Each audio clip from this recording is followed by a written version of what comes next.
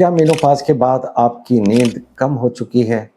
और क्या ऐसा तो नहीं होता कि रात को सोए पड़े अचानक आपकी आंख खुल जाए और पता चले कि जिस्म पसीने में भीग चुका है? और क्या आपको अपने दिल की धड़कन तेज महसूस होती है? और क्या ये हर रात की कहानी बन चुकी है? अगर ऐसा है तो ये महज उम्र का तकाजा नहीं है, बल्कि ये मेनोपॉज के असरात हैं। आज की इस वीडियो में मैं यानी डॉक्टर शहजाद हाशमी आपके साथ इस मसले को डिस्कस करेंगे कि सनेयास यानी मेनोपॉज के बाद खवातीन में जो नींद के मसाइल आते हैं उनको समझना कैसे है और उसका घर बैठे कैसे आसान तरीके से इलाज है। और आप यकीन कीजिए, मैं आपको बहुत आसान इलाज बताने वाला हूँ। इंशाल्लाह ये वीडियो देखने के बाद अगर आपके अंदर नींद के मसाइल आ रहे हैं तो वह आप घर बैठे खुद हल कर लेंगी। चलिए वीडियो की तरफ। ये समझना जरूरी है कि मेनोपॉज के बाद नींद के मसाइल क्यों ज्यादा हो जाते हैं और उसकी ठोस वजूहात है। पहली वजह यह है कि आफ्टर मेनोपॉज जिसमें हार्मोन्स का जो इम्बैलेंस होता है, ईस्ट्रोजन की कमी हो जाती है। और ईस्ट्रोजन मैं आपको बताता चलूं कि वो हार्मोन है जो कि दिमाग के थर्मोस्टेट लेवल को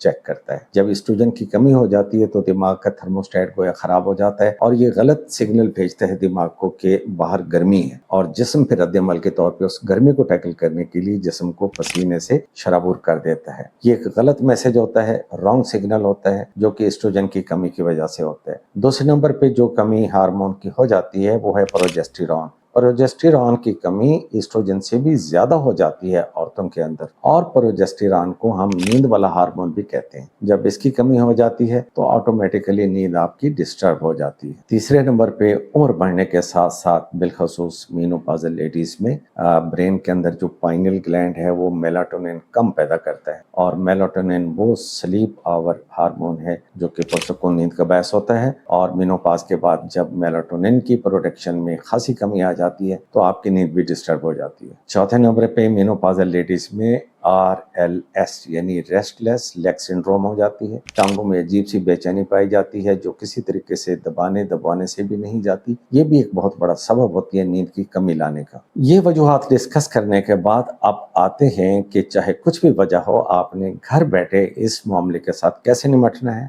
और इस नींद के मसले को कैसे हल करना है। तो पहले मैं आपको बताऊंगा वो नॉन मेडिसिनल वेज, यानी दवाई खाने की नौबत ना आए और आप बगैर दवाई के अपने लाइफस्टाइल में या रोजमर्रा में आप क्या तब्दीलियां लेके आए, अपनी डाइट में, खाने पीने के औकात में क्या तब्दीलियां ऐसी लेके आए जिसके साथ ये मसला हम हल कर लें और दवाई की नौबत ना आए। अगर हमारे ये सारी चीजें फेल हो गई और ये लाइफस्टाइल में तब्दीली और ग़िज़ा जो मैं अभी आपको बताने वाला हूँ, ये करने के बावजूद आपकी नींद का मसला हल ना हुआ, फिर हम डिस्कस करेंगे कि इस मर्ज में अद्वियात क्या होनी चाहिए। पहली एहतियात आपने ये करनी है कि खुद को ज़रा मोबाइल से दूर रखना है। मेनोपॉजल लेडीज़ में काम काज आमतौर पर घर की जिम्मेवारियाँ कम हो जाती हैं और देखा ये गया कि ख़वातीन रात गए तक मोबाइल के साथ लगी रहती हैं, और मोबाइल से निकलने वाली नीली रोशनी तबीयत में ख़ास किस्म की बेचैनी पैदा करती है, तो नींद की कमी हो जाती है। कोशिश कीजिए कि रात को सोने से कम 1 घंटा पहले आप मोबाइल स्विच ऑफ कर चुके हों। दूसरा ये है कि जिस कमरे में आप सोती हैं उसका टेम्परेचर कम रखिए। मेनोपॉजल लेडीज के लिए कमरे का दर्जा हरारत 18 से 20 रखना जरूरी है। इसी टेम्परेचर में उनको अच्छी नींद आ सकती है। और इसी कमरे को ठंडा रखने के साथ साथ मैंने देखा है कि एयर कंडीशन के ऊपर जो छोटी ग्रीन लाइट जलती रहती है, आप इसको कोई मामूली चीज ना जाने, ये भी जब आपकी आंखों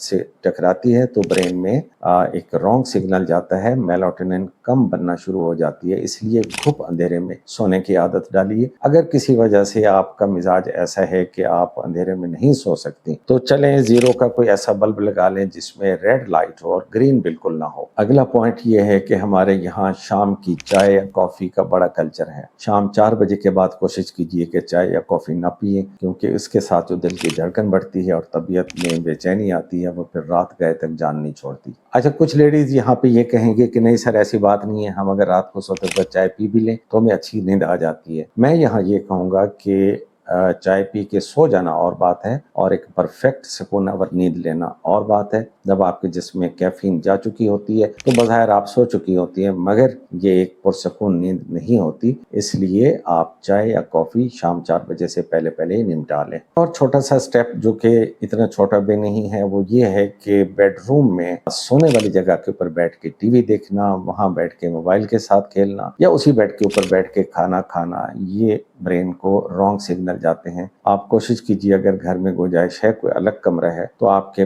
بیڈ روم، آپ کا سونے کا کمرہ، کھانے پینے یا ٹی وی روم یہ الگ ہونے چاہیے، تاکہ جس وقت آپ بیڈ پہ جا کے لیٹیں تو برین کو ایک صحیح پیغام جائے کہ اب یہ وہ جگہ ہے جہاں میں نے اس بندے کو نیند دلانی ہے۔ کیونکہ ہر حالت میں 7 سے 8 گھنٹے کی نیند آپ لوگوں کے لیے بہت ضروری ہے۔ اگر آپ کسی بھی وجہ سے رات کو صحیح نہ سو سکیں تو اگلے دن آپ لو موڈ میں ہوتی ہیں، مزاج خراب ہوتا ہے، آپ کی یادداشت بھی اچھی نہیں ہوتی، اور پھر کریونگ ہوتی ہے جس سے آپ زیادہ کھاتی ہیں۔ اس لیے ہر حالت میں آپ کو رات کی 7 سے 8 گھنٹے کی نیند ضروری ہے۔ ایک اور چھوٹا سا پوائنٹ میرے ذہن میں آ رہا ہے کہ یہ وہ عمر ہے 50 سال لیڈیز کی جس میں تقریباً ہر دوسری خاتون یا بلڈ پریشر کی یا شوگر کی یا کوئی نہ کوئی دوائی لے رہی ہوتی ہیں، اور بلڈ پریشر اور شوگر کی کچھ ادویات ایسی ہیں جو کہ پیشاب آور ہوتی ہیں۔ اپنے ڈاکٹر کے ساتھ بات کر کے اگر ایسا اس میں کوئی آئٹم ہے پیشاب آور تو اس کی ڈوز ایڈجسٹ کرا کے اس کو فاسٹ ٹائم لے کے آئیے، کیونکہ ہو سکتا ہے آپ باقی ساری چیزیں مینیج کر رہے ہیں لیکن رات کی جو ڈوز ہے آپ کی وہ پیشاب آور ہو، تو آپ رات کو 1 یا 2 بار بھی پیشاب کے لیے اٹھ گئی تو نیند تو ڈسٹرب ہو گئی نا۔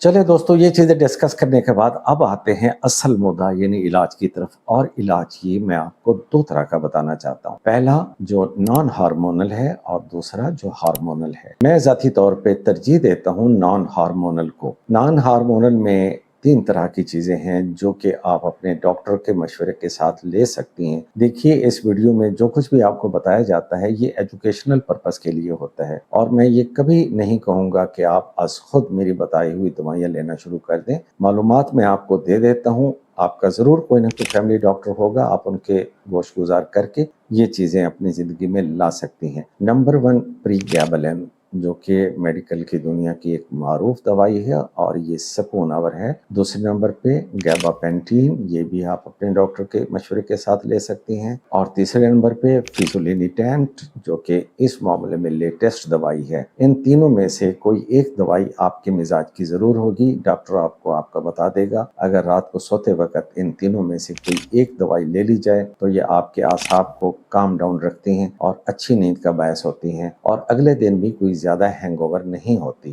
دوسرے نمبر پہ آتے ہیں ہارمون ریپلیسمنٹ تھراپی HRT، یہ بھی ایک معروف ٹاپک ہے، اس کے اوپر میں الگ سے بھی کوئی ایک ویڈیو بنا کے آپ کے خدمت میں پیش کروں گا۔ دیکھیے جو ہارمونز ہیں یہ ایک بہت ہی پریسٹیجیس ٹریٹمنٹ ہے، لیکن اس کے کچھ سائیڈ ایفیکٹ ہیں اور وہ مننے پر مننے سائیڈ ایفیکٹ، مثلاً بریسٹ کا ٹینڈرنیس یا بریسٹ کینسر ہو جانا، یا یہ ہے کہ انٹرا ویسکولر کویگولیشن یعنی خون کے اندر یعنی رگوں کے اندر خون کا جم جانا، ڈپریشن ہو جانا، وزن کا بڑھ جانا، یہ سارے ہارمونز ریپلیسمنٹ تھراپی کے سائیڈ ایفیکٹ ہیں۔ اب سوال یہ ہے کہ اگر اس کے اتنے برے اثرات ہیں تو ڈاکٹر پھر اس کو دیتے کیوں ہیں؟ اس کا جواب یہ ہے کہ جو میں نے آپ کو طریقہ کار ابھی بتایا، یعنی لائف سٹائل کی تبدیلی اور نان ہارمونل ٹریٹمنٹ کے باوجود اگر ہاٹ فلیشز نہیں جاتے، پوسٹ مینوپازل جو سمٹمز ہیں وہ بڑی شدت کے ساتھ آ رہے ہیں، تو پھر ہمارے پاس اس کے علاوہ کوئی چارہ نہیں ہوتا کہ آپ کو ہارمون ریپلیسمنٹ تھراپی دی جائے۔ لیکن میں یہ چاہتا ہوں کہ اس